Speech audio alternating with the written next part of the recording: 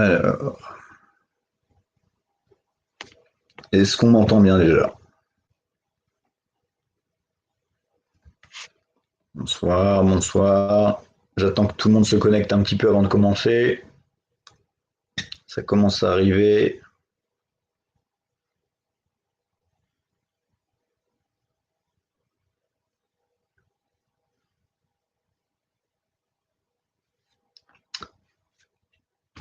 Bonsoir. Donc j'attends que tout le monde arrive un petit peu avant de commencer.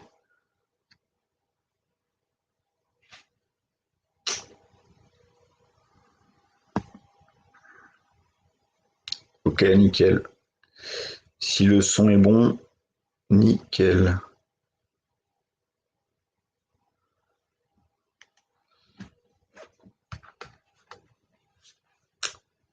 J'attends encore un petit peu, c'est en train d'arriver.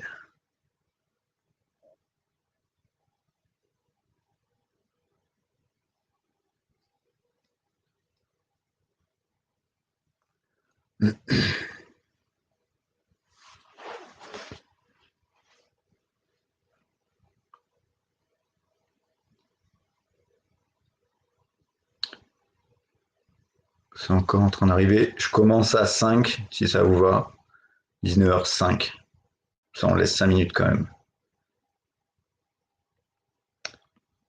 Là, le webinaire, on en a pour un bon 40 minutes de présentation et après 20 minutes de questions.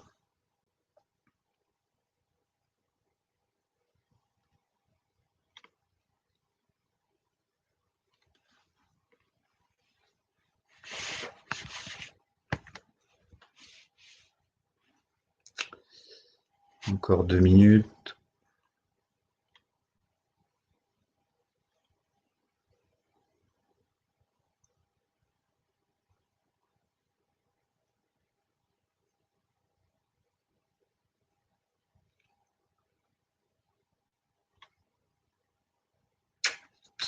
Bonsoir, bonsoir à tous.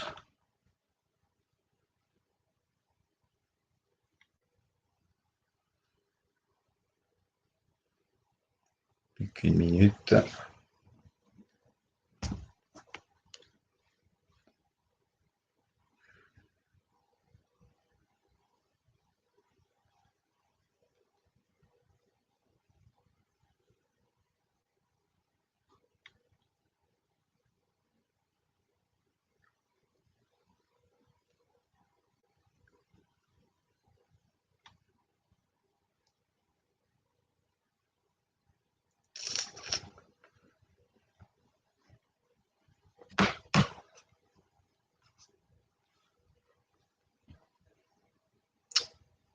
Je vais commencer dans une minute là.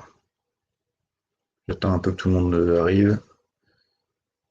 Vu que ça commence encore à arriver.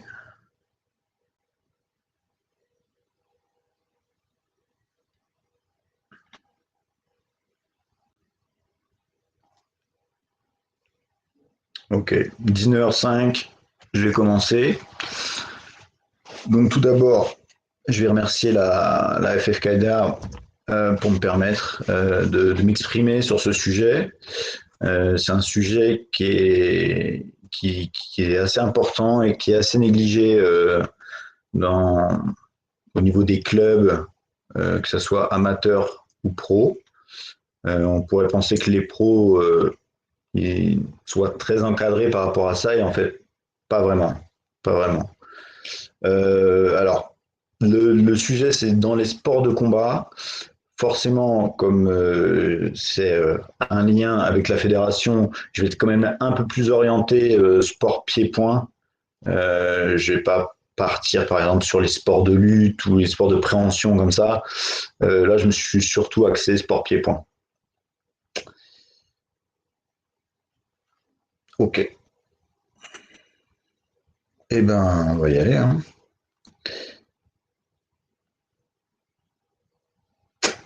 Alors, je vais me présenter. Donc, je m'appelle François Aubert. Je suis kinésithérapeute du sport et préparateur physique spécialisé dans les sports de combat.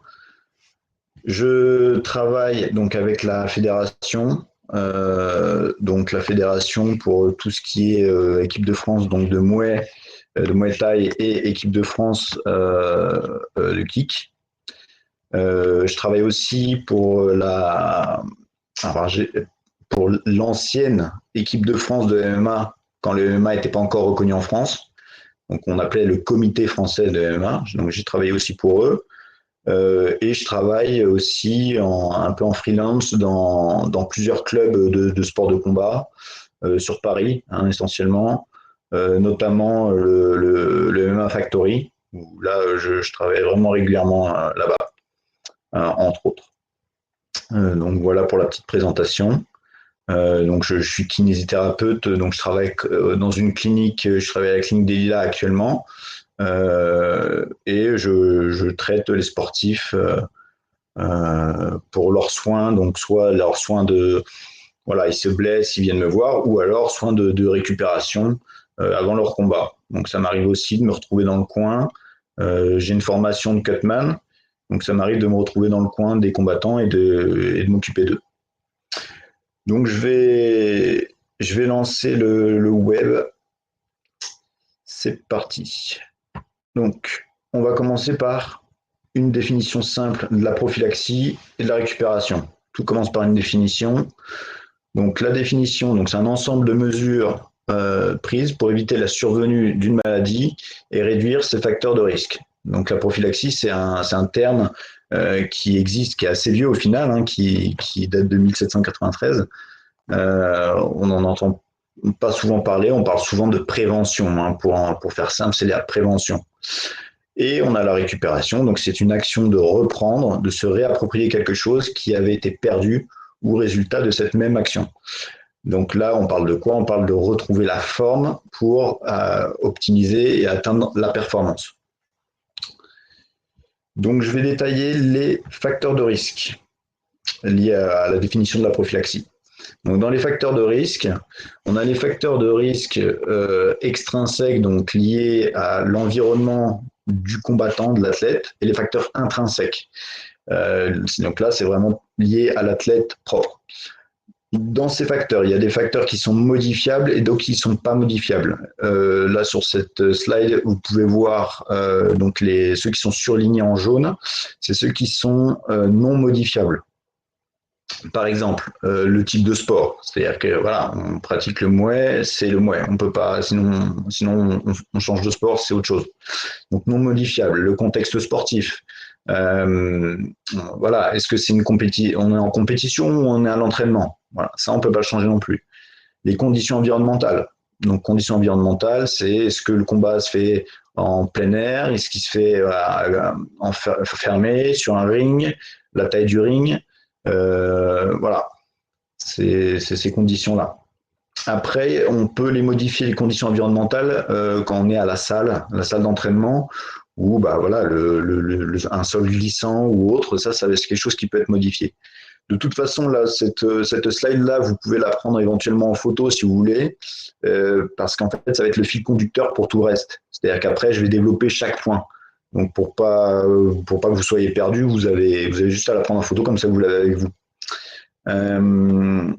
Sinon, pour les questions, j'y pense là maintenant, je répondrai après. Je vais tout remonter, puis je répondrai après, pour pas casser le fil. Après, bon, dans les facteurs extrinsèques, on a les modifiables, donc par exemple le non-respect du règlement, hein, le fameux doigt dans l'œil, bon bah voilà, le taper dans les parties génitales, etc. Ça, c'est quelque chose qu'on peut modifier tout simplement en apprenant les règles, hein. C'est aussi simple que ça. Le matériel inadapté, hein, bien sûr, c'est important de bien s'équiper. Ça prévient quand même beaucoup de blessures, un bon équipement.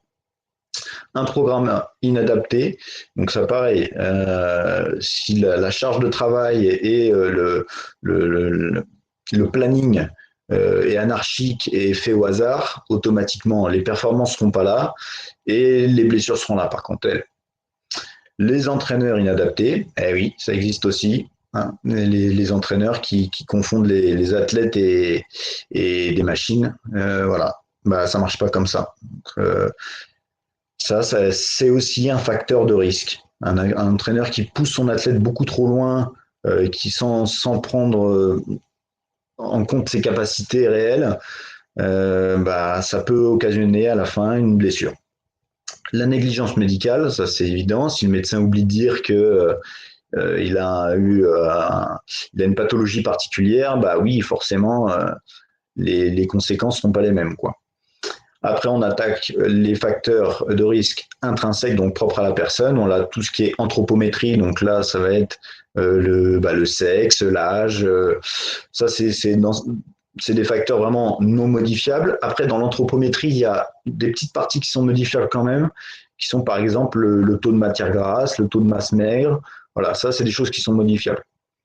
Après, on a les antécédents traumatiques. Donc là, c'est toute la pléthore de blessures qui arrivent dans les sports de combat. Donc ça, pareil, je le développerai plus tard. Les technopathies. Donc la technopathie, c'est vraiment le geste mal fait. Voilà. Il faut vraiment prendre le temps d'expliquer aux débutants, surtout, comment donner un coup de poing, comment donner un coup de pied. Voilà. Ça fait partie des sources de blessures aussi. Une personne qui donne un coup de poing avec je sais pas, avec le pouce à l'intérieur du poing, par exemple. Ça, c'est des détails qui peuvent être lourds de conséquences. Et c'est dès le début qu'il faut le faire. Après, on a toute la notion de surentraînement. Hein, ça, c'est quelque chose aussi voilà, qu'il faut maîtriser. Je le développerai plus tard. Les troubles prophylaxiques, je vais les développer aussi plus tard. Donc tout ça, c'est tout ce qui va être trouble de la posture, les déséquilibres musculaires. La condition physique de base, ça c'est important. Hein. Voilà, faut en prendre en compte. Faut prendre en compte la condition physique de son athlète. Hein. Après, on a l'état de fatigue de l'athlète. Forcément, si on le fait s'entraîner à 6 heures du matin, bien, on lui a peut-être amputé 1 heure de sommeil. Donc, va peut-être pas falloir lui demander la même intensité de performance en l'entraînant dans ces heures-là, par exemple. Après, on a tout ce qui est l'entraînement invisible. Et là, l'entraînement invisible, c'est la récupération. Et ça, pareil, je vais le développer plus tard. Donc, voilà, en gros, ce qu'on va développer ce soir. Donc, on commence avec les conditions environnementales. Donc, on a vu que c'était non modifiable dans le sens où, si je combats sur un ring, je combats sur un ring. Hein, je ne peux pas faire autrement. Mais c'est surtout tout ce qui va être modifiable, ça va être dans la salle d'entraînement. Donc, dans la salle d'entraînement, c'est important. Alors, c'est des choses qui paraissent évidentes, mais je bosse dans plein de salles et c'est pas vraisemblablement, c'est pas évident pour tout le monde. Donc, l'hygiène, les locaux, il doit y avoir des douches, ça doit être propre. Surtout maintenant avec les histoires de Covid, etc. Voilà, faut vraiment que l'hygiène soit au top. Les tapis, si on doit chuter, etc., les tapis doivent être propres, nettoyés, désinfectés. Voilà, ça c'est important. C'est parce que voilà, on pense que c'est anodin, mais c'est aussi un facteur de risque, de blessure, d'infection, etc.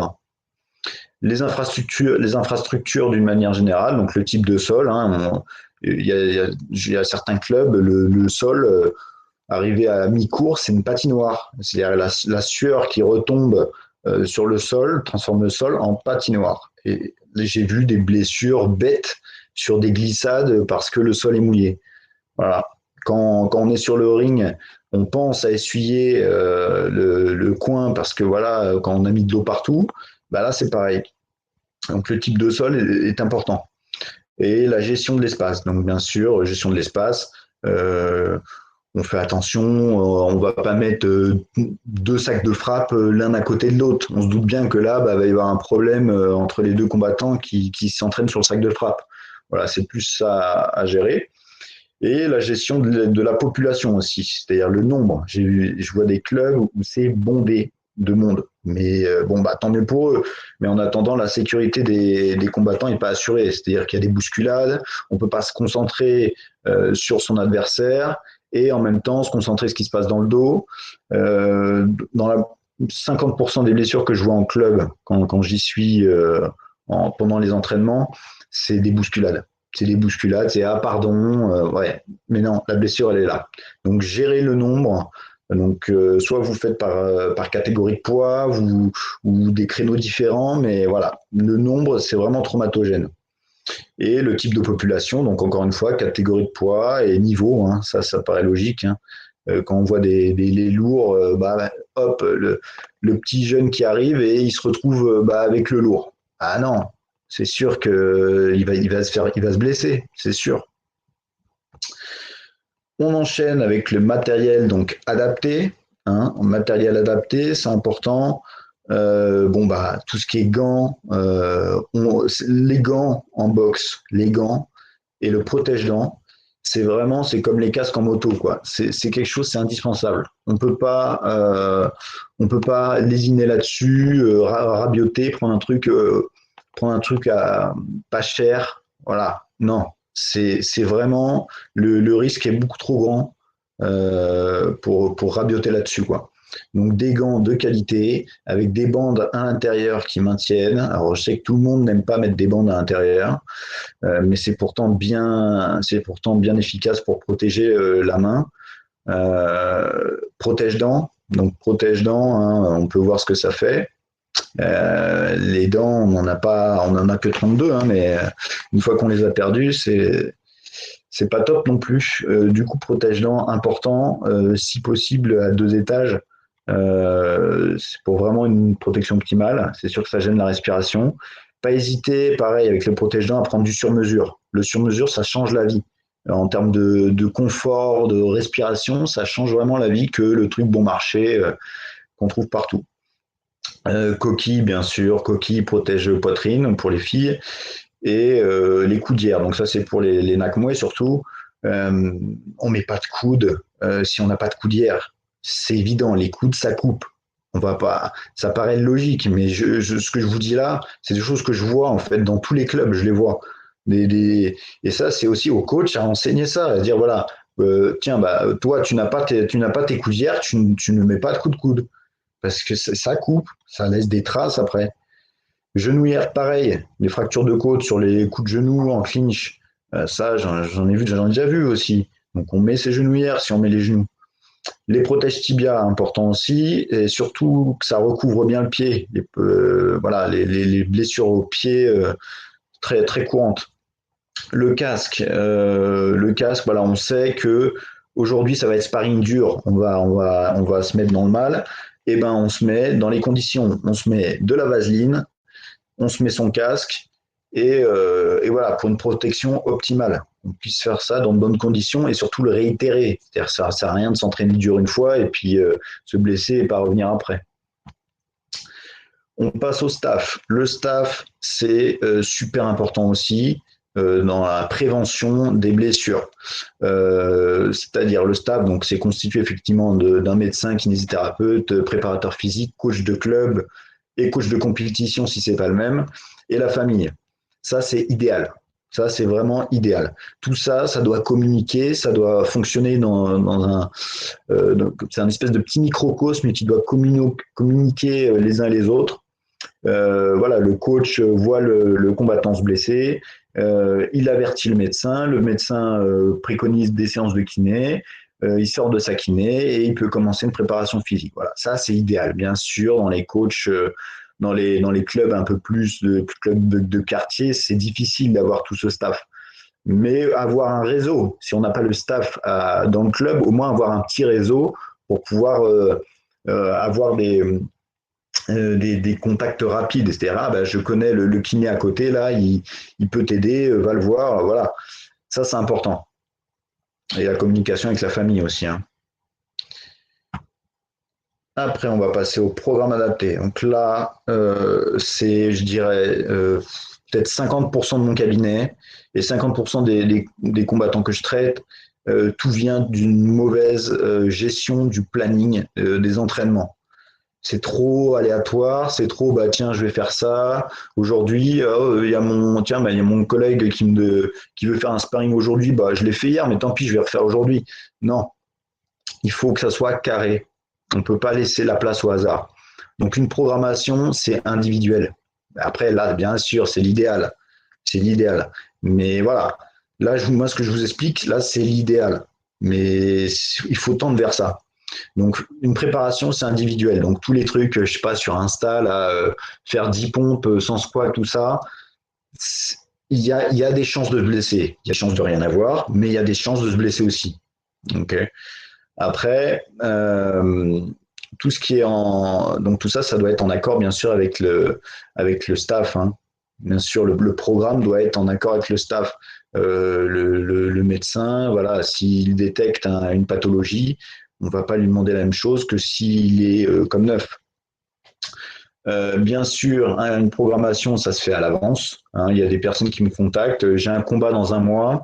Est-ce que tu peux me préparer? Bah, un mois, là, ça va être compliqué quand même, hein. Les adaptations physiques mettent quand même un petit peu de temps à arriver.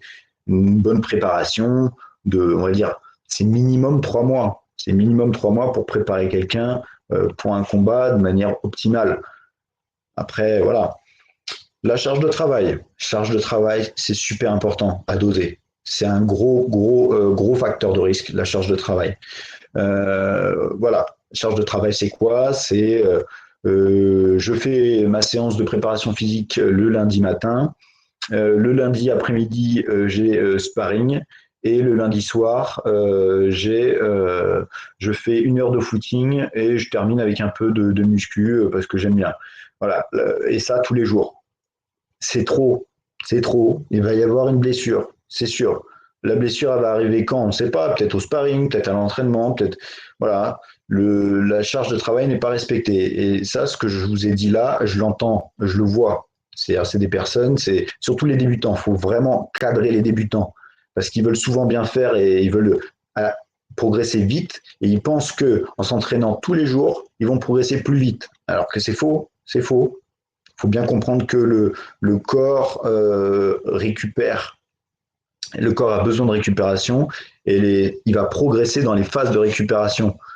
Dans la phase d'entraînement, le corps ne récupère pas, il se dégrade, hein. Après, donc on a un bilan médical avant de programmer quoi que ce soit. Le bilan médical doit être propre. C'est pas le copain qui fait une ordonnance vite fait. Non, c'est un vrai bilan médical. Le bilan physique. Donc là, on est plus dans la partie prépa physique. Donc c'est important de définir tous les paramètres anthropométriques de la personne, les tests fonctionnels et moteurs. Donc moi, par exemple, j'utilise le Functional Movement Screen, c'est FMS. Ça a été fait par un kiné et préparateur physique, Greg Cook. Et donc c'est un outil qui est très intéressant pour évaluer surtout les différents patterns de base, notamment le squat, la fente, ça évalue le gainage, l'équilibre. Donc, je vous engage à aller voir ça. Il y a il y a une formation aussi qui est faite et qui est très bien. Après, on a les qualités physiques donc à évaluer, hein, force, vitesse, endurance, puissance, coordination, gainage, mobilité. Donc ça, c'est plus l'apanage du préparateur physique. Et tout ça aboutit à établir donc le profil de l'athlète. Donc, soit c'est un profil pathologique ou pas, et les profils à risque s'il y a un risque de blessure, voilà, ou profil récidiviste si c'est déjà blessé. Et donc tout ça, ça va permettre d'avoir un programme adapté.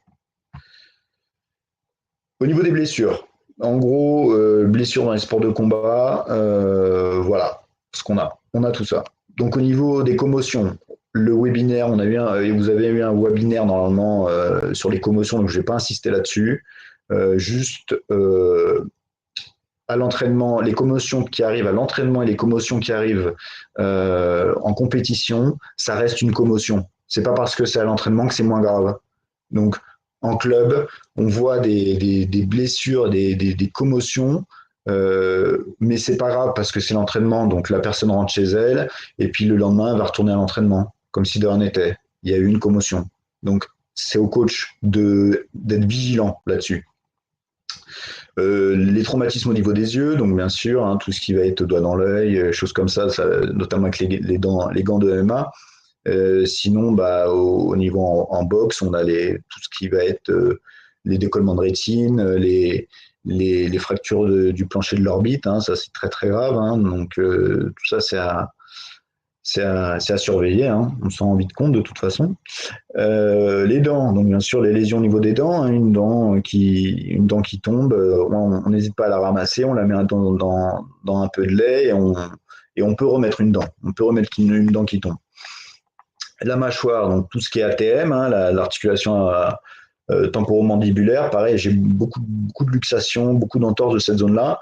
Les dents et la mâchoire, avec un bon protège-dents, on peut déjà limiter un peu la casse. Donc, voilà. Les cervicales, donc bon, par exemple dans les clinches en mouet, ils tractent beaucoup sur les cervicales. Bon, bah, beaucoup de tension, beaucoup d'entorses aussi cervicales qui passent inaperçues. Bon, là, un bon renforcement cervical, c'est intéressant, hein, on voit bien. Et ça a le double avantage de prévenir, ou au moins de diminuer un petit peu les conséquences du chaos.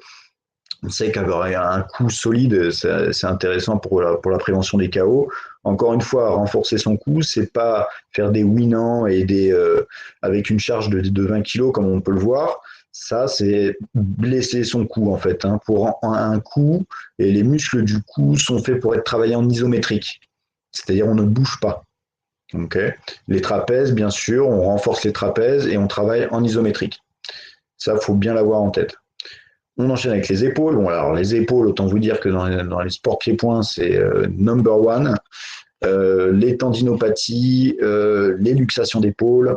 Donc tout ça, c'est par définition, c'est très traumatogène au niveau de l'épaule, hein, vu qu'on frappe avec les coudes. On a beaucoup d'épicondylite au niveau du coude, que ce soit au niveau des entraîneurs ou que ce soit au niveau des combattants. Les entraîneurs, c'est surtout à force de tenir les pas hauts, et les combattants, c'est à force de recevoir les impacts régulièrement au niveau du poing. Bon, bah là, pareil, un renforcement préventif des avant-bras peut diminuer un petit peu ces traumatismes-là. Après, bah voilà, l'élément pathogène de base, bah, c'est le traumatisme, hein, c'est le coup. Bon, mais voilà, on est obligé de continuer ce qu'on fait quand même. Au niveau du poignet, donc on a les fractures du scaphoïde, les luxations du lunatome, tout ça, c'est des petits os du carpe. Bah voilà, le gant qui glisse sur le sac, ça arrive souvent, donc le poignet en hyperflexion. Voilà, la prévention de base, c'est un bon bandage du poignet. Les points importants pour le bandage, c'est poignet, colonne du pouce et métacarpophalangienne. Déjà avec ça, on limite un peu la casse. On passe à la main, justement, à la métacarpophalangienne, et on a beaucoup de traumatismes, pareil, qui passent inaperçus. La personne se fait mal au niveau du point en frappant. À force de frapper, il y a une inflammation de l'articulation. On oublie trop souvent que les técos, là, les zones sur lesquelles on frappe, bah, c'est des articulations en fait. Donc c'est pas forcément fait pour frapper. Donc voilà. Donc ça, c'est à en prendre en compte. Si ça s'enflamme, et ben c'est repos. Hein. Je suis désolé de le dire, mais le problème qui se pose, et j'ai beaucoup de boxeurs qui n'arrivent même plus à fermer la main parce qu'ils sont remplis d'arthrose au niveau des métacarpophalangiennes. Si on ne peut plus fermer la main, on ne peut plus boxer. Dans les gants, c'est compliqué. Donc, sachez que de toute façon, si vous ne vous faites pas prendre du repos à votre corps va prendre le repos tout seul. Il n'y a pas de souci. Fracture de côte, ça arrive souvent, donc n'hésitez pas à mettre un plastron si vous sentez que ça va partir en clinch, et avec les coups de genou, etc., plastron. Les lombaires, bien sûr, il y a beaucoup de douleurs lombaires, souvent liées à une charge de travail importante. C'est trop d'entraînement, c'est mauvais dosage de la charge dont on parlait la dernière fois, enfin tout à l'heure. Les problèmes de hanche, donc on a les problèmes de pincement, impingement syndrome, ça s'appelle, c'est des douleurs au niveau de la hanche. C'est souvent lié au psoas. Après, c'est cas par cas, hein, on ne peut pas généraliser, mais le psoas est souvent incriminé dans les douleurs lombaires d'ailleurs et de hanche. Les douleurs au genou, donc douleurs au genou, ça c'est souvent soit directement par les low kicks, voilà, les low kicks dans les ligaments, donc ça entorse des ligaments, rupture des ligaments par low kick. Donc pour ça, protège tibia. Et les ligaments croisés, ça arrive souvent aussi. Donc on fait attention, on évite les techniques dangereuses de coups de pied chassés. On fait attention au sol. Les sols glissants, c'est gros, ça apporte beaucoup de ligaments croisés. Les chevilles, bien sûr, donc on frappe avec les pieds, hein, et en moins on frappe avec les pieds, et forcément, des fois on frappe même avec la cheville, bah, on peut clairement créer une entorse juste en frappant. Les pieds, pareil, on a beaucoup de fractures au niveau des pieds, fractures du métatarsien, donc soit des fractures de fatigue parce que voilà, surutilisation, corde à sauter, mauvais dosage de la charge, encore une fois, mauvaise programmation. Celui qui s'amuse à faire des heures de corde à sauter, bah, au bout d'un moment, ouais, fracture de fatigue des métatarsiens. Ça arrive. Le retour veineux, il se trouve que voilà, surtout lié en période de compétition, la déshydratation, pour peu qu'il y ait un petit cutting ou une petite perte de poids à faire, le sang circule moins bien, les footings un peu anarchiques et beaucoup de combattants ont un mauvais retour veineux. Et puis les lacérations, hein, ça c'est les coupures, hein, ça c'est sûr. Le surentraînement. Donc le surentraînement, on n'y prête pas assez attention encore une fois. Les signes sont très simples pourtant. Fatigue chronique, donc les personnes tout le temps fatiguées. Troubles du comportement, c'est des gens qui sont soit anxieux, soit agressifs. Troubles de la concentration. Déficit immunitaire, c'est des gens qui sont souvent malades. On tombe malade, comme ça, sans explication. On se sent faible. On a froid, mais à l'intérieur. Voilà. Tout ça, c'est déficit immunitaire. Des difficultés à s'endormir, c'est-à-dire qu'on est fatigué, mais on ne peut pas dormir. La fréquence cardiaque élevée au repos, donc le pouls élevé au repos, et une perte de motivation, on n'a plus envie d'aller s'entraîner, mais d'un autre côté, on a une routine, on y va encore, mais on n'a pas vraiment, on n'a plus envie. On n'a plus envie. Et des courbatures anormales. Ça, c'est vraiment les, les signes du surentraînement. Donc, là, je m'adresse plus aux athlètes, c'est plus aux athlètes de sentir ce genre de choses. On passe aux troubles prophylaxiques. Donc, les troubles prophylaxiques, il y a la posture, dans un premier temps.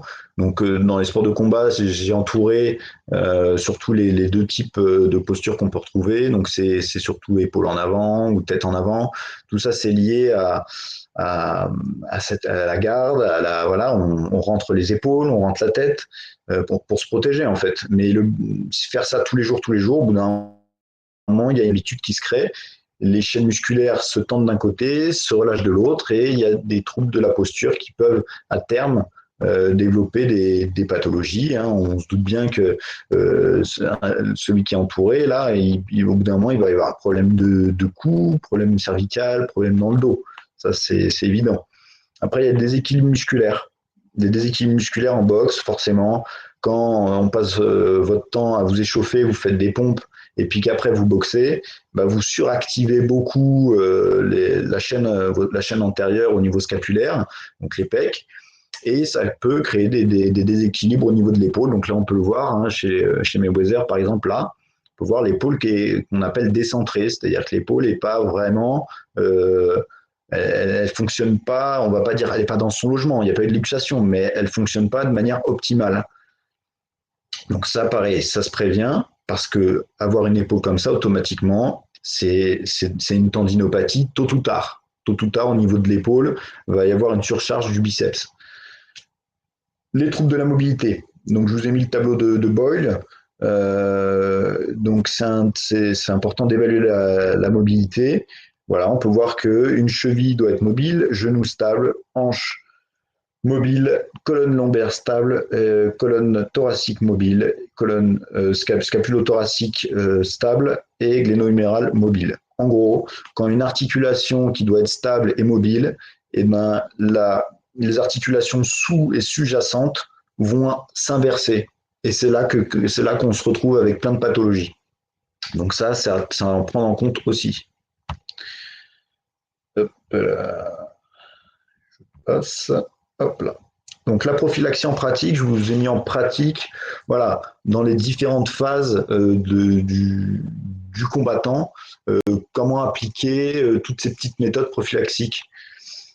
Donc on commence avec le pré-entraînement. Donc avant d'aller en entraînement, hygiène corporelle. Donc bien sûr, on se douche, on se nettoie. Vestiments, au niveau des vêtements, c'est des vêtements propres. On met pas les mêmes vêtements toute la semaine. Toutes les protections sont dans le sac, c'est-à-dire qu'on n'oublie rien parce qu'une protection qu'on oublie, c'est peut-être une blessure qui va arriver. Donc on n'oublie pas aucune protection. On mange bien avant, donc bien sûr pas trop. Idéalement, c'est 3 heures avant. Bon, c'est un peu compliqué à appliquer, mais voilà, si on doit manger avant un entraînement, c'est léger, essentiellement des glucides, un petit peu de protéines et des glucides. C'est surtout ça. Puis boire beaucoup. On s'arrange pour arriver 15 minutes avant. C'est important par rapport on se met dans le bain, on prend son temps de bien s'échauffer, on se prépare à l'échauffement. Et après, on a l'échauffement. Donc, l'échauffement, là, je m'adresse un peu plus au coach. Ça doit être un échauffement adapté au corps de la séance. On ne fait pas un échauffement stéréotypé, 1000 squats, 200 pompes. Voilà, c'est pas un échauffement, ça. C'est pas un échauffement, ça. C'est une espèce de coaching, voilà, général. C'est un échauffement adapté à la séance. Et chez les pros, on peut même parler d'échauffement adapté à l'individu et à ses traumatismes. Voilà, j'ai une blessure d'épaule, et ben je vais bien m'échauffer l'épaule parce que là je sens que ça va être dur. Voilà. Donc la prophylaxie, on peut la faire en groupe, on peut faire on peut le faire de manière générale, appliquer les mêmes exercices à tout le monde. On peut aussi faire des petits groupes de prophylaxie, voilà, prophylaxie d'épaule, c'est-à-dire prévention d'épaule, prévention des douleurs de dos de ce côté-là. On peut l'inclure dans l'échauffement, c'est quelque chose qui est possible. Après, on a pendant l'entraînement. Donc, pendant l'entraînement, pendant les pauses, on peut se prendre sa petite boisson d'effort. Petite boisson d'effort, je la détaillerai plus tard. Des petites gorgées, ça sert à rien de s'enfiler 1 litre. Hein, ça après, on va être lourd. Les sparring durs, on fait attention. Quand je vois dans certains clubs, on a l'impression que c'est des sparring durs tous les jours. Non, non, un sparring dur, par définition, c'est dur. Donc, qu'est-ce qui va se passer? La personne qui va sortir de ça, elle va pas être en top forme. Donc après, qu'est-ce qui va se passer? Le lendemain, elle recommence, et puis on accumule les blessures, et comme ça, elle arrive à la compétition en miettes, en miettes. Non, les sparring durs, ça doit être de manière très ponctuelle, 1 à 2 fois dans la semaine, ça doit être dosé, ça doit être vraiment réfléchi. Pendant l'entraînement, alors ça, je sais qu'il y en a qui n'aiment pas trop ça, mais c'est important de s'écouter. S'écouter, c'est-à-dire que je me suis blessé, je me suis déchiré les ischios hier. Bon, je vais faire attention, je sens que ça tire, je ralentis un petit peu, ou je vais tourner avec une personne un peu plus cool. Par exemple, on fait attention aussi de fatigue anormale. Si la fatigue n'est pas là, si la fatigue est là, les blessures sont pas très loin au final. Les émotions négatives aussi, quand on l'a mauvaise et qu'on veut vraiment frapper fort, c'est pas bon, c'est un mauvais mood. Ça n'a pas trop d'intérêt là, on est dans l'échange. On s'arrange pour se protéger soi-même et pour protéger les autres aussi. C'est des partenaires avant tout.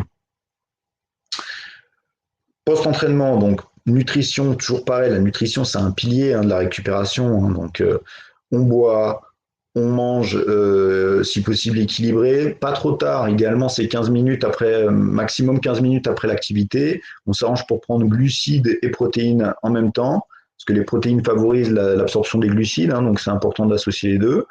On se soigne s'il y a des blessures, on va voir les professionnels de santé s'il y en a.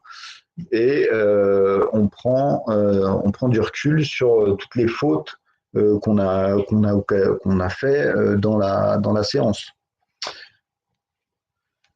Au niveau hygiène, bien sûr, on se douche, tout simplement, pour éviter d'accumuler des germes. Le jour ou la semaine du combat. Donc la semaine du combat, dans un premier temps, pareil, la semaine du combat, on se repose, on récupère. C'est le plus important. C'est le plus important, étant donné on doit arriver le jour du combat en forme. Donc quand j'en vois qui, la semaine du combat, se mettent à faire des footings d'1 heure tous les jours, ça sert à rien. Ça sert à rien du tout. Rien. Un petit décrassage de 30 minutes à 50% de la VMA, à 50% cool, pourquoi pas, en échauffement, pourquoi pas. Un petit sparring léger technique, pourquoi pas. Réviser le game plan, les bases, pourquoi pas. Mais faire des footings interminables. Bon, après, bien sûr, il y a le jour de la pesée. Après, il y a le jour de la pesée. Alors effectivement, on s'arrange pour être au poids le jour de la pesée, si possible avant. Parce que quand on a 5 kilos à perdre dans la semaine, oui, forcément, on va devoir tirer un peu sur la corde, faire un petit cutting, perdre de l'eau, courir forcément un peu plus longtemps, se mettre un peu dans le rouge, faire des saunas, des choses comme ça qui sont très énergivores. Et arriver, effectivement, le jour de la pesée, on est au poids, super. Sauf que si le combat, c'est le lendemain de la pesée, voire le même jour que de la pesée, la performance ne sera pas là. Donc la veille du combat, donc après la pesée, le plus important, c'est la nutrition. C'est une bonne reconstitution glucidique, dans un premier temps. Et le deuxième pilier de la récupération, le sommeil. Donc, quand on a fait sa pesée, la première chose, c'est pas de se gaver de cochonneries, c'est dans un premier temps boire. Deuxième temps, boire sucré, pour introduire petit à petit le sucre, des sucres rapides. Et puis, petit à petit, intégrer aussi le solide, avec des fruits. Et puis des fruits, on passe aux céréales, céréales pâtes, et pas de viande, et surtout pas de gras. Le gras, le bon vieux McDo après la pesée, c'est très mauvais parce qu'en fait, le gras limite l'absorption des glucides, ce qui fait que le muscle ne recharge pas en glucides. Hein. Le jour du combat, j'ai envie de dire, on fait ce qu'on veut. On fait ce qu'on veut, on ne change pas ses habitudes. Donc, je ne vais pas vous faire des trucs parce que si vous n'êtes pas habitué, si le jour du combat, ça vous aimez vous enfiler une tablette de chocolat, et bien vous l'enfilez, il n'y a pas de souci. Faut faire ce qu'on veut le jour du combat. Il faut faire ce qu'on veut pour être bien. Pendant le combat, assis ou debout, la pause, la minute de pause, comment on fait? Il n'y a pas de règle. Encore une fois, on fait ce qu'on veut. Soit on est assis, et il faut savoir que le retour veineux sera moins bien parce qu'on coupe au niveau de l'aine, le retour veineux sera moins bien. Mais on va mieux respirer, le diaphragme travaille mieux assis. Pour ceux qui sont debout, le retour veineux, c'est un peu mieux, mais au niveau respiratoire, c'est moins bien. Donc, bon, il n'y a pas de règle, on fait pareil, on fait comme on sent. Mais on ne s'impose rien. Pareil, on boit ces petites gorgées, juste humectées, c'est suffisant, ça ne sert à rien de s'enfiler 1 litre. Et on respire profondément, on essaye de respirer profondément par le nez, on inspire par le nez, on souffle par la bouche et on se relaxe. On évite la respiration de femme enceinte. Après le combat, on retour au calme, ok. Donc pareil, la nutrition, hein, super important. Je ne vais pas revenir dessus. Une activité, moi ce que j'aime bien faire aux athlètes une fois qu'ils ont fini leur combat, c'est une petite activité légère, aérobique, très très très douce, de 15 minutes à 50% de VMA, vraiment calme, pour un peu se vider la tête, vider du combat, prendre du recul et puis oxygéner un peu les muscles qu'on travaillait. On soigne ses blessures bien évidemment et on peut faire des activités complémentaires qui sont le massage, le hammam, jacuzzi, voilà. Ça c'est bien sûr dans le cas où le combat est terminé. Si le prochain combat c'est aujourd'hui où il reste encore des combats à faire, là faut rester focus, faut recharger au niveau glucidique. Sieste, il faut revenir sur les 2 piliers de la récupération. Sieste et dormir et manger et pas manger gras. Voilà. Le retour au club, pareil, on arrive au club, on continue à se soigner, on ne laisse pas les blessures comme ça va partir par soi-même. Allez, je reviens au club, je retourne à l'entraînement parce que je me suis fait avoir là-dessus, il faut que je revienne fort. Non, on rentre au club, on se fait 1 semaine, on ne vient plus au club. On vient plus au club, on se pose, on se vide la tête. Après ça, on peut faire un petit débrief vidéo avec le coach, mais il faut 1 semaine calme. Sinon, sur entraînement. Et on va passer donc au pilier de la récupération. Donc là, on part sur les 2 piliers de la récupération. Donc, le sommeil. Pilier numéro 1, c'est la pilule magique de la récupération, c'est le sommeil. Point barre. Il y a 3 phases dans le sommeil, léger, paradoxal, profond. Le paradoxal, c'est tout ce qui va être récup au niveau cérébral. Et sommeil profond, c'est tout ce qui va être récup au niveau musculaire. C'est là qu'on va prendre de la masse musculaire et c'est là qu'on va perdre du gras. C'est dans le sommeil profond. Donc ça, c'est un cycle en fait. Le cycle s'appelle léger, paradoxal, profond. Ça, c'est un cycle. Un cycle, ça dure en gros 100 de minutes et il y a 3 à 5 cycles dans la nuit en fonction du temps de sommeil. Donc ça, vous l'avez sûrement entendu, il faut dormir en moyenne entre 7 et 9 heures, c'est idéal. On s'arrange pour se coucher avant 23 heures, c'est une heure vraiment importante pour la récupération au niveau cérébral. Les siestes, important aussi. Ça remplacera jamais une vraie nuit de sommeil, mais c'est un plus qui est intéressant. 30 minutes maximum entre 13 et 15 heures. Sinon, ça perturbe le sommeil. Au niveau de la nutrition, pas de repas trop riches. On évite les boissons énergisantes, ça paraît logique. Éviter les lumières artificielles, parce qu'il y a le combattant qui, la veille de son combat, répond à tous ses followers parce qu'il leur souhaite tous bon courage. Bah ouais, c'est sympa, mais en attendant, tu dors pas, quoi. T'es pas prêt de dormir parce que la lumière bleue du portable, ça favorise pas le sommeil. L'importance d'une routine dans le sommeil. Voilà, je fais ci, je me brosse les dents, après je me douche, je me brosse les dents, après je mets mes pantoufles et après je vais me coucher. J'en sais rien. Voilà, faut se trouver une routine. Ça favorise le cerveau. À partir du moment où il sait que hop, on est enclenché dans la routine, il va automatiquement déclencher l'endormissement. Une ambiance dans la chambre fraîche, 18 degrés, calme, sobre, si possible noir. Il faut que ça soit noir complet, ça aide. Et éviter les entraînements trop tôt ou trop tard. Trop tôt parce que ça ampute du sommeil, et trop tard parce que ça active en fait beaucoup la mélatonine, l'hormone du sommeil arrive plus tard, et du coup les personnes se couchent plus tard. Deuxième pilier de la récupération, la nutrition. Alors, je ne suis pas nutritionniste, donc je vous ai mis ce que la recherche nous donne là-dessus, sur les dernières choses, quelques petits points. Donc, on a l'indice de Pral qui permet de mettre la notion de aliments acides, aliments basiques. En fait, voilà, il faut s'arranger pour avoir une alimentation relativement neutre au niveau de cet indice. Donc, tout ce qui est viande, c'est acide, et tout ce qui est fruits et légumes, basique. Donc, mangez les fruits et légumes. Si vous avez de la viande, ça pas. Voilà, c'est de l'équilibre alimentaire de base. La vitamine D, on sait que ça favorise, c'est important pour les os, c'est important pour l'immunité, et on sait que c'est important aussi pour la récupération musculaire. Les oméga 3, donc là vous avez le dosage, c'est un rôle anti-inflammatoire, et ça limite aussi le stress oxydatif. Le stress oxydatif, c'est tout ce qui va être les radicaux libres, tout ce qui accélère le vieillissement du corps et des cellules. La créatine, dernières études ont montré qu'il peut y avoir un intérêt en post-effort. Donc il y a un traitement d'attaque 20 grammes par jour pendant 5 jours, et puis après un petit traitement, un petit entretien de 5 grammes par jour sur 10 semaines. Ça peut être intéressant. Les BCAA aussi, donc là c'est plutôt en avant-effort, on montrait des bénéfices sur la récupération. Et après, il y a tous les antioxydants et les polyphénols naturels, donc cerises, betteraves, jus de grenade, jus de myrtille, tout ça c'est très intéressant pour la récupération. L'hydratation, ça c'est aussi très important. Donc il faut savoir que 5% de déshydratation, c'est moins 30% de performance. C'est énorme.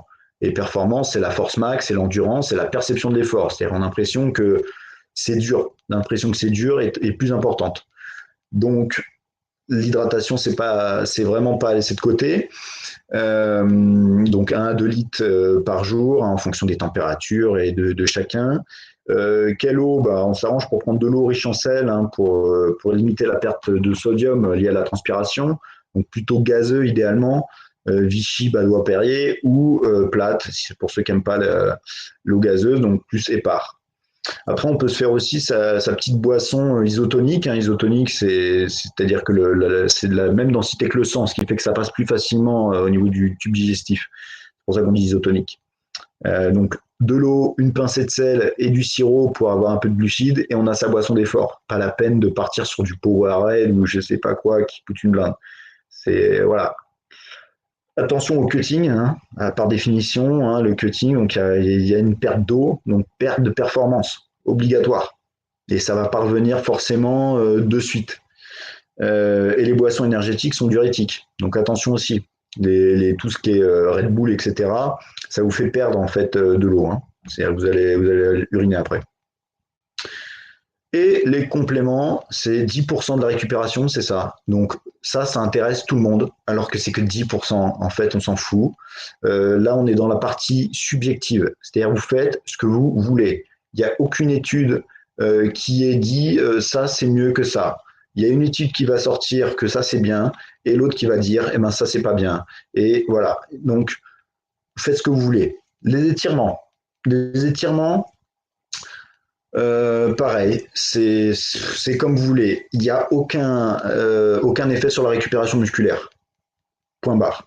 Pourquoi le muscle vit l'étirement comme une contraction excentrique. Il vit l'étirement comme une contraction en plus, en fait. Donc, il n'y a pas de récupération là-dedans. Okay. Alors, effectivement, un étirement léger, mais plus, c'est pas un étirement, c'est plus une mise en tension légère, peut être bénéfique dans le relâchement musculaire, limiter les tensions, essorer un petit peu le muscle qui a été gorgé de liquide inflammatoire après l'entraînement. Voilà, ça peut être intéressant. Mais encore une fois, les étirements, parce qu'on parle vraiment des étirements, parce que les étirements, il y a plein de types d'étirements différents. On pourrait faire un webinaire entier sur les étirements. Donc voilà, quoi qu'il en soit, c'est idéalement, on dit maintenant. Bon, peut-être plus tard on dira autre chose, mais là maintenant on dit, on s'étire en dehors de l'activité physique. Voilà. Récupération active, donc moi je l'utilise, c'est intéressant, je vous ai dit, il sort du ring, il a fini son combat, petit footing, ça peut être intéressant. Les bains froids, alors les bains froids, voilà, je vous ai souligné ce que la science actuelle prône pour la récupération. Voilà. Donc récupération active, bain froid 15 minutes à 15 degrés, voilà. Après, il y a les bains de contraste aussi, donc voilà, vous avez la posologie. Il y a la cryothérapie corps entier, tout ça, le hammam, le pressothérapie, foam roller, électrothérapie, toutes ces choses-là, les études sont pas d'accord. Les études sont pas d'accord. Et il y a quand même beaucoup d'études qui disent que ça ne sert à rien. Donc voilà, tout ce qui est cryo, de toute façon, le froid a un effet essentiellement sur la douleur et un effet endorphine. Voilà, ça développe, ça augmente la sécrétion d'endorphine, donc ça fait du bien, il y a une hormone du bonheur. Voilà, la personne qui a horreur du froid, je peux vous dire, vous la mettez dans une chambre de cryo, elle va pas aimer, elle va pas aimer du tout. Donc qu'elle me dise, eh ben moi je préfère aller faire mon jacuzzi, eh ben va faire ton jacuzzi, il n'y a pas de souci. Si ça se fait du bien, après les massages, ouais, pareil, les massages, ça a prouvé effectivement une certaine efficacité. Mais bon, voilà, les études ne sont pas non plus complètement d'accord. Pressothérapie, les fameuses bottes de presso. Non, désolé, pas d'effet scientifiquement noté. Les bas de contention, les bas de pression, de compression sont intéressants. Alors, pendant l'activité, sont intéressants. Ils limitent en fait les dommages musculaires. Ça a été prouvé. Et en post-effort, les bas de contention limitent comment dire, ils limitent l'œdème en fait musculaire hein, et diminuent un petit peu l'effet inflammatoire lié aux contractions musculaires. Donc moi je le conseille encore une fois. Moi, la personne sort du ring, elle va faire son footing avec les bas de contention, comme ça. Et j'ai des bons retours là-dessus. Donc bon. Après je l'impose à personne. Foam roller, bon bah ça il y a pareil, hein, c'est un effet vasculaire le foam roller, c'est un effet va-et-vient, donc on fait des rouleaux comme ça, et puis un effet va-et-vient sur la vascularisation. C'est intéressant, mais c'est un artifice. Voilà, il n'y a pas de. Les dernières études n'ont pas montré d'effet sur le fascia, n'ont pas montré d'effet sur la récupération, régénération musculaire ou quoi que ce soit, non, rien. Électrothérapie, pareil, c'est un petit outil qui peut être intéressant. Si la personne veut ça, elle peut l'avoir, il n'y a pas de souci. Et la personne qui s'en fout de tout ça et qui veut juste discuter avec ses potes, eh ben c'est une récup aussi. Et des fois, ça suffit très bien. Vous avez les références ici pour ceux que ça intéresse. Et la petite phrase de fin que j'aime bien. Voilà. Je vais maintenant répondre aux questions. Là, je crois que j'ai un peu débordé. Alors, hop. Je vais essayer de remonter. Hop, hop, hop, hop.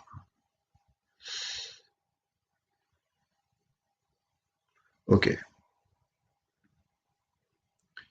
Non, je suis à la clinique des Lilas. Alors par mail, ouais, vous me laissez. Alors le PowerPoint, il va être compliqué à transmettre par mail, hein, il est très lourd. Donc après, vous pouvez me contacter sur Insta, vous pouvez me contacter sur Facebook et je vous transmets juste les diapos qui vous intéressent, il n'y a pas de souci. Bah, bien sûr, la diététique, hein, ça c'est. Là, je pense que j'en ai assez parlé, hein. La nutrition, c'est primordial. Je ne l'ai pas intégré au staff parce que déjà, si on a un médecin dans le staff, c'est déjà énorme. Alors, un nutritionniste, franchement, je connais aucun club où il y a un nutritionniste à temps plein qui gère le club, quoi. Non, mais oui, nutritionniste, ça serait le top. Coiffe des rotateurs, bah ouais, hein, quand je parlais de tendinopathie, c'était coiffe des rotateurs et biceps. C'est la principale tendinopathie au niveau de l'épaule. Dessus du pied, ouais, tac, tac, tac. Kyste synovial du poignet, ça c'est clair. Ça c'est pas lié qu'au sport de combat, hein, ça arrive à tout le monde. Frapper au sac de boxe sans gants est donc une mauvaise idée. En soi, non, mais encore une fois, il faut doser. C'est-à-dire frapper tous les jours avec 100 gants, bah ouais, c'est pas top. Se faire une petite session renforcement le dimanche hors entraînement, pourquoi pas. Mais bon, quand on est sportif pro, je pense qu'on frappe déjà assez dans le sac. On n'a pas à frapper en plus derrière. Mais bon, pop, pop, pop, pop. Alors, les courbatures, d'une courbature normale après un entraînement poussé. Voilà, courbature, c'est 72 heures, 3 jours. C'est 3 jours une courbature. Donc, le pic, c'est le deuxième jour. Donc, les courbatures anormalement longues, c'est des courbatures qui durent des semaines. La syphose, donc bien sûr, hein, quand je dirais équilibré, au niveau des épaules, effectivement, c'est le renforcement des fixateurs d'omoplate et le renforcement de toute la ceinture scapulaire derrière, hein, la partie postérieure. Ok. Qui gère la nutrition? Bah, nutritionniste.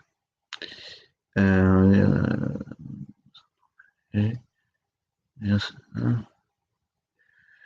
euh, euh,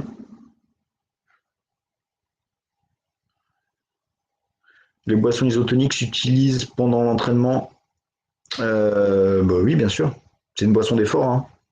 Donc, ouais, bien sûr. Ouais, ouais.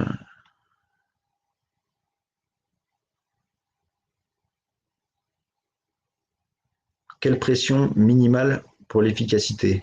La pression de quoi? Je sais pas.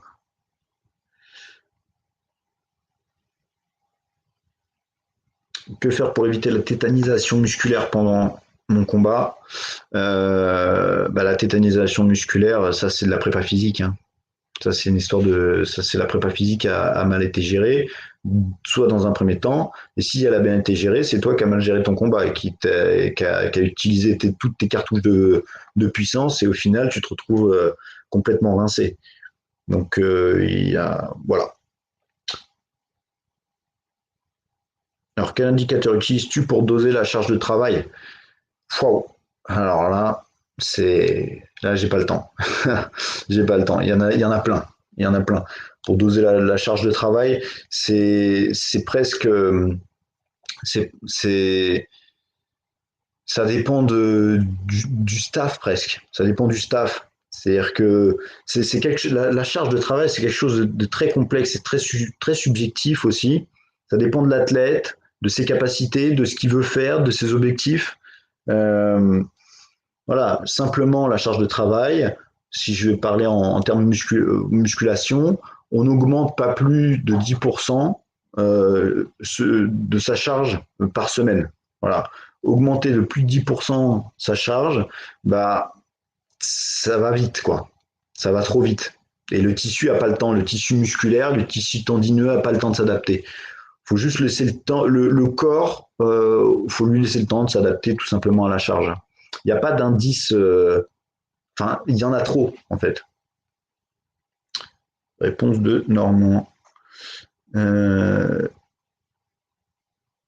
L'origine des courbatures sont-elles liées à une fuite de calcium? L'origine des courbatures, on ne sait pas. En vrai, on ne sait pas. La science ne sait pas. C'est bizarre, mais c'est comme ça. Pour l'instant, les scientifiques se sont mis d'accord sur des micro-lésions musculaires. Voilà. Donc effectivement, quand il y a une micro-lésion musculaire, il y a forcément une fuite de tout, fuite du calcium, fuite de tout ce qui contient la fibre musculaire, la créatine, le calcium, tout ça. Voilà, partirait là-dessus. Après, l'origine de la douleur, en fait, c'est pas vraiment. On ne sait pas vraiment.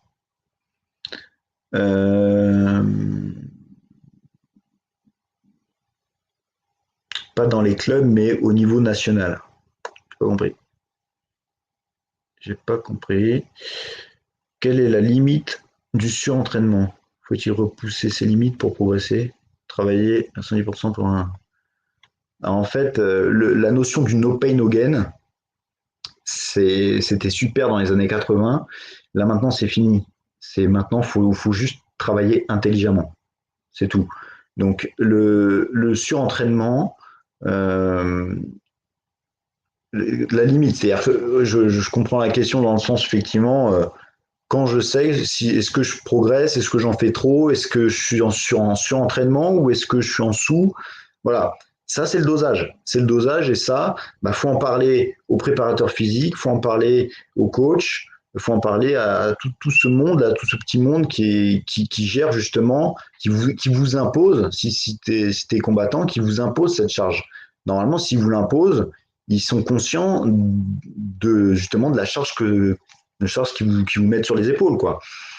Donc, comment savoir si on n'est pas en surentraînement, sous-entraînement, etc. Bah, c'est les signes que j'ai décrits. Hein. C'est les signes. Si on présente au moins 3 de ces signes-là, de toute façon, le surentraînement, par définition, il y a une contre-performance derrière.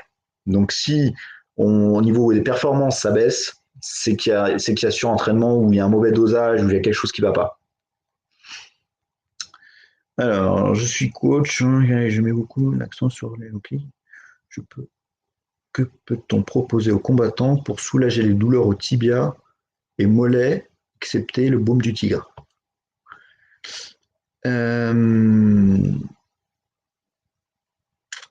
Bah déjà, bon, je sais pas si vous avez entendu la question, je la répète quand même.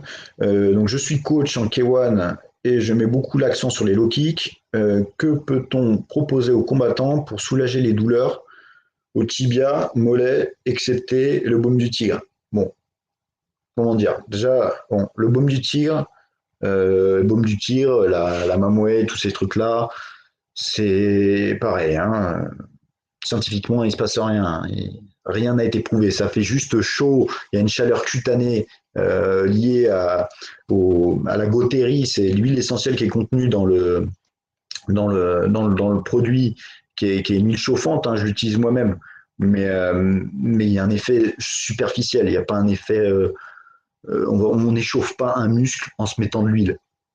Ça, c'est clair. Bon, ça c'était un aparté baume du tigre. Après, pour soulager les douleurs au tibia, bah, on frappe dans un mur, oui, ça fait mal à la main. Comment soulager les douleurs? Bah, arrêter de frapper dans le mur. Là, en l'occurrence, c'est mettre des protèges tibia déjà. Et puis peut-être travailler un peu plus light, un petit peu moins fort, ou voilà, ou doser. Peut-être faire je sais pas, un sparring, une 3 minutes un peu plus fort et puis un peu plus light et pas faire un cours entier à se fouetter les low kicks à pleine puissance. Donc c'est plus une histoire de dosage et qu'une histoire de produit magique qui va insensibiliser les tibias et les mollets et qui va permettre de frapper plus fort. Donc des bonnes protections, des bonnes protections. Alors, hop, hop.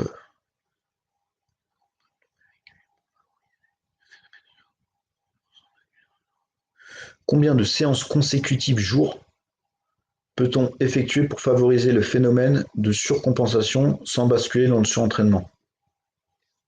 Bah ça, encore une fois, ça dépend du niveau de l'athlète, hein. Ça dépend du niveau de l'athlète. On ne peut pas généraliser, dire il faut faire ça, ça, ça, ça. Ça dépend du niveau de l'athlète. Quoi qu'il en soit, j'ai envie de dire, une programmation lundi, mardi, mercredi repos, jeudi, vendredi, week-end repos, ça me paraît pas déconnant. Ça laisse un temps de repos qui est relativement intéressant, mais encore une fois, ça dépend de plein de choses. Ça dépend du niveau, ça dépend à quel moment dans la préparation de l'athlète on est. Est-ce qu'on est sur de l'amateur, est-ce qu'on est sur du pro? C'est trop large. C'est que là, ça dépend, il y a trop de paramètres là.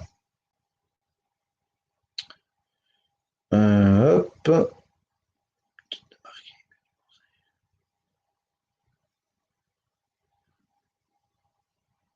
Alors, un livre de kiné qui t'a marqué, que tu conseilles, un livre de kiné. Euh, un livre de kiné, bah, je dirais le souple comme un léopard. Ça modifie pas mal de choses, au niveau de la façon de penser. Et ouais, on va partir là-dessus. Mais il n'y a pas beaucoup de livres de kiné qui sont ouf, en France en tout cas. Chez les anglo-saxons, il y a plus de trucs intéressants. Pouvez-vous décrire le procès idéal en attente entre deux combats, style championnat? Alors, il sort de son combat. Bon, déjà, on essaye, bah, pareil, de le soigner, de le rassurer, de le faire redescendre. Après, ça dépend le timing qu'on a entre les deux, mais faut essayer de le faire redescendre, mais pas trop. Qu'il reste un peu dans le jus, mais le faire redescendre quand même un peu. Soigner éventuellement bah, ce qu'il y a à soigner. En termes nutritionnels, bah, recharger un maximum au niveau glucidique, donc un jus de pomme, un jus de quelque chose. Donc boire beaucoup et beaucoup de glucides rapides pour recharger un maximum. Après, après ça dépend le délai, encore une fois. S'il a beaucoup de temps, s'il y a 2-3 heures avant son prochain combat, bah, une petite sieste, ça peut être intéressant. Ou au moins se poser dans un endroit calme, le vestiaire, serviette sur la tête, voilà, prendre un peu de recul, ça peut être intéressant. Et bah, s'il combat dans une heure, par exemple, voilà, les choses vont pas se passer de la même manière. Là, il va falloir maintenir un niveau d'excitation, le baisser, mais quand même maintenir un certain niveau d'excitation et de concentration s'il doit enchaîner son combat, quoi. Euh,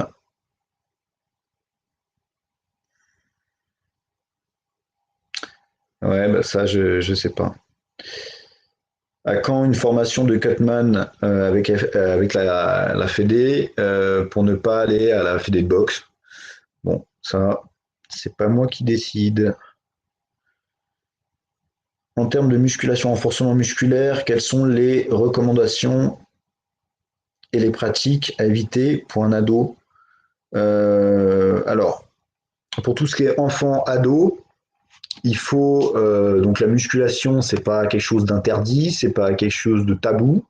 Il faut muscler, ils doivent se muscler essentiellement à poids de corps. On évite les charges supplémentaires. Il y a déjà pas mal de travail à poids de corps à faire. Ça m'arrive d'avoir des ados combattants et voilà, je leur fais déjà un travail à poids de corps. Ça suffit amplement à déjà bien les renforcer. Euh, et surtout travailler à cet âge-là, avant 12-13 ans, mais même avant, c'est surtout travailler la coordination, l'agilité, pas trop mettre de charge. Pas trop mettre de charge. Le programme de capillarisation des complexes peuvent-ils améliorer les performances physiques? Bah, ça fait partie du complément de la récupération, donc c'est 10%, hein, encore une fois, je répète, c'est 10% de la récupération, c'est ça. Euh, la capillarisation, je l'utilise. Certains athlètes l'apprécient, d'autres ça fait rien. Donc j'ai envie de dire, si ce programme de capillarisation de complexe te fait du bien, eh ben vas-y. Est-ce que ça va améliorer tes performances? Non. Comment prévenir les épicondylites chez les entraîneurs? Ouais, ça c'est sûr que ça arrive.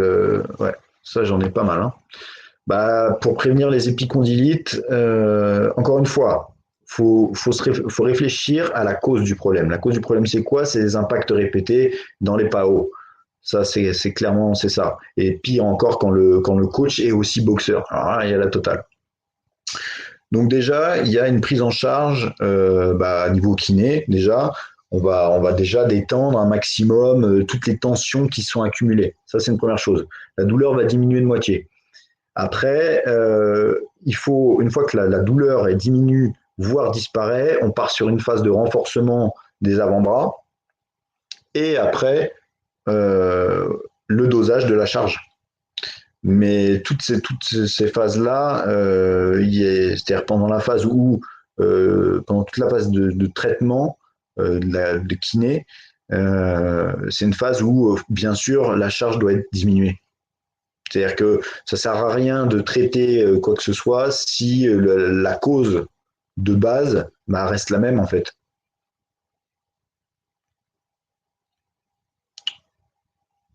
Donc comment les prévenir? Renforcement des avant-bras. Il y a plein d'exercices pour renforcer les avant-bras. Encore une fois, si vous avez des questions sur des exos, etc., n'hésitez pas à me contacter sur Insta ou autre. Je vous transmets les exos directs, hein.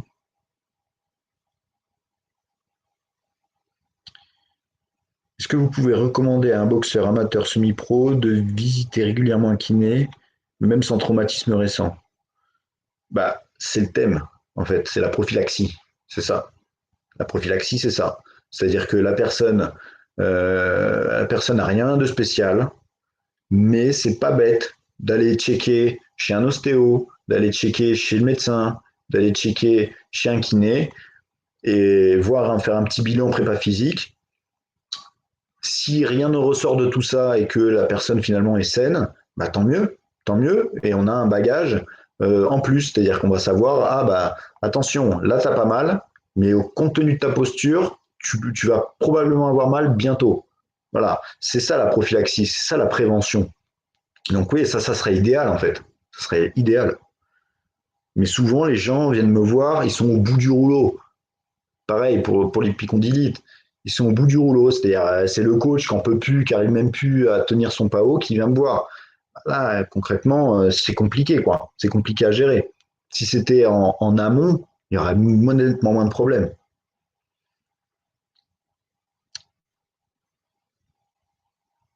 Mon Insta, c'est François-du-bas Maubert. Maubert. Y a-t-il un risque pour la santé de faire un cut en jouant sur les apports sodium-potassium? Alors, déjà, c'est sûr que faire un cutting, c'est pas top. Dans le MMA, il n'y a pas eu beaucoup de morts. Mais les morts qu'il y a eu, c'est à cause des cuttings, mal gérés. Un cutting, c'est pas rien. C'est-à-dire qu'on perd beaucoup d'eau. Et je rappelle que le corps est composé à 70% d'eau. Et du coup, au niveau cérébral, au niveau, euh, au niveau musculaire, au niveau de la performance, ça a des conséquences terribles. Terribles. Donc c'est vraiment quelque chose, faut pas jouer avec ça. Faut s'entourer de pros. Faut s'entourer de pros pour faire un cutting. Faut vraiment pas se rester dans son coin. Parce que là, c'est ce que je parlais quand je parlais du staff. Faut pas rester dans son coin. Si on gère ces petites affaires, c'est là qu'arrivent les blessures. Donc oui, il y a clairement des risques pour la santé, hein. Ça c'est clair.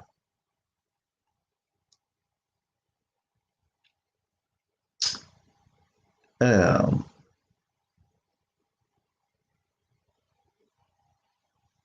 merci Alexis.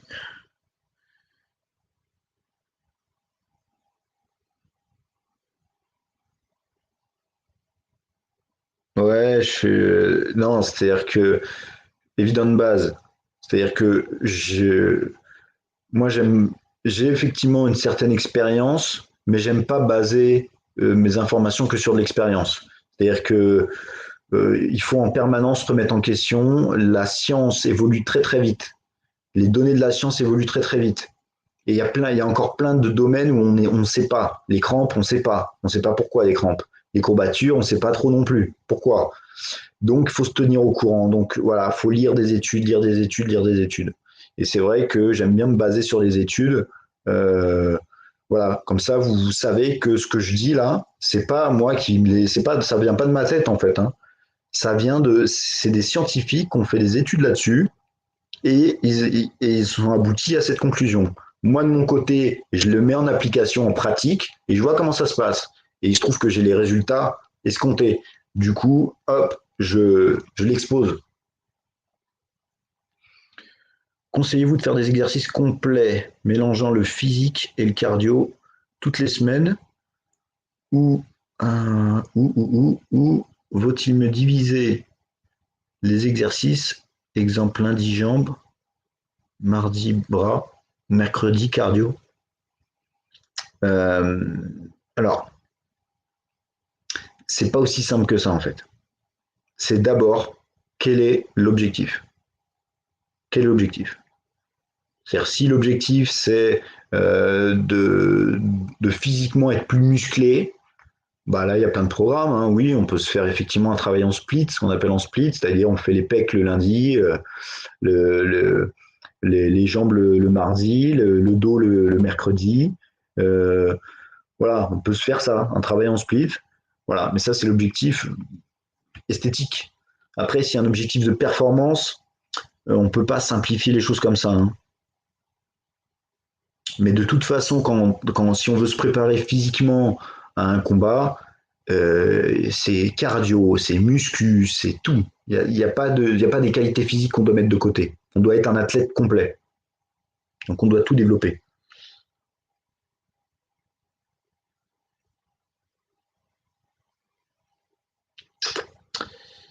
Alors, les soins de vous. Ok. Merci François.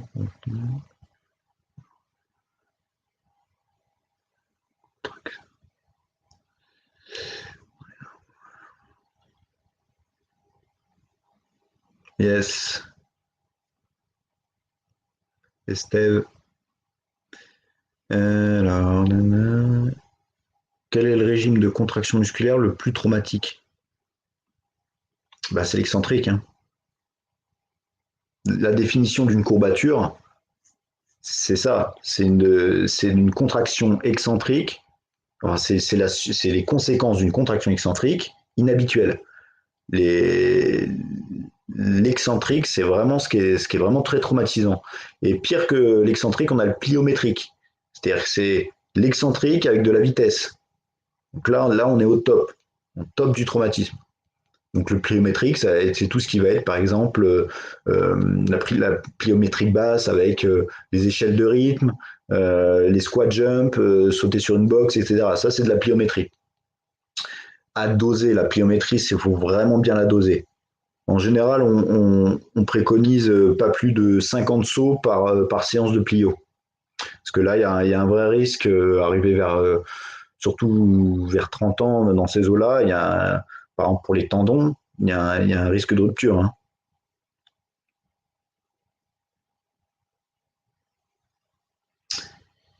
Euh,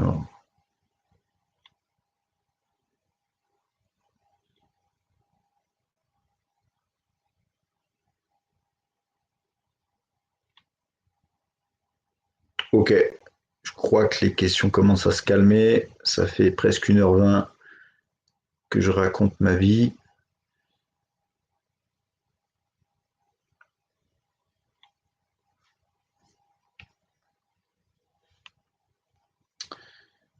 J'attends un petit peu si vous avez d'autres questions.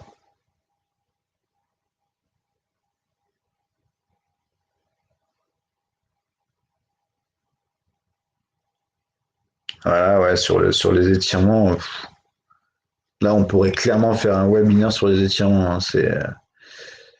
Salut Fred. Ouais, non, c'est complexe comme sujet. Il y a tellement de façons de s'étirer. On parle étirement, mais en fait, il y a au moins 5-6 façons différentes de s'étirer. L'étirement à la Vandame jusqu'à la douleur, ça c'est has-been. Hein. C'est maintenant il y a voilà, encore une fois, les données de la science nous ont apporté plein d'autres méthodes pour s'étirer beaucoup plus intéressantes que de tirer comme des bourrins sur le muscle. Hein. Si j'ai pas d'autres questions, ouais, mais j'ai d'autres questions en fait. Donc, pour développer la souplesse, utilises-tu une technique en particulier? Alors, la souplesse, il y a la souplesse et la mobilité. La souplesse en soi, en fait, il y a la mobilité. La mobilité, c'est l'association de la force et de la souplesse. Okay, la mobilité est beaucoup plus intéressante que la souplesse seule. Ce qu'on utilise dans les sports de combat, c'est de la mobilité, c'est pas de la souplesse. Bref, comment la développer? Effectivement, les étirements peuvent être intéressants pour développer la souplesse. Et il y a aussi une autre technique qui nous vient des anglo-saxons, qui s'appelle la méthode des CARS, Complete Articular Rotation, qui est aussi intéressante. Mais oui, pour développer la souplesse, les étirements sont intéressants, mais en dehors, c'est-à-dire qu'il faut vraiment faire une séance de souplesse, quoi. C'est une séance à part entière. C'est pas un truc à, à inclure dans les entraînements quotidiens. Après, la souplesse, elle se travaille aussi en balistique dans les sports de combat, en donnant des coups de pied. On essaie de donner des coups de pied de plus en plus haut, et c'est aussi comme ça qu'on gagne en souplesse. Hein. L'excentrique, oui, ça peut être intéressant, oui, ça peut être intéressant. C'est une des façons de gagner en souplesse. C'est une des techniques, ouais. Je vais te la marquer, comme ça tu verras ce que c'est. Hop, je l'ai mis. Voilà.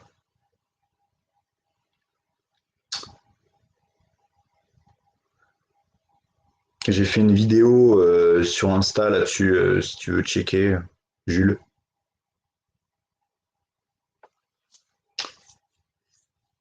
Voilà, voilà, je crois que je vais terminer là-dessus.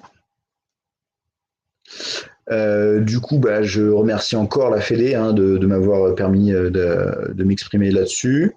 Euh, et je vous souhaite bonne soirée et bon courage dans cette période un petit peu trouble.